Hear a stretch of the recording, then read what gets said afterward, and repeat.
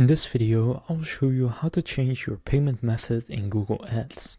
So to do this, just go to Google Ads and then in the left you want to go to Billing and then go and open up Settings. Now here you have your payment methods, so go and click on the drop down and then click Manage Payment Methods.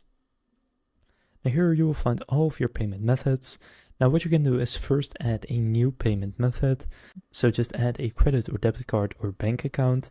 And then after you've added the new one, just go to your primary and from there go and click on remove. And then currently I cannot remove it since it's my primary payment method.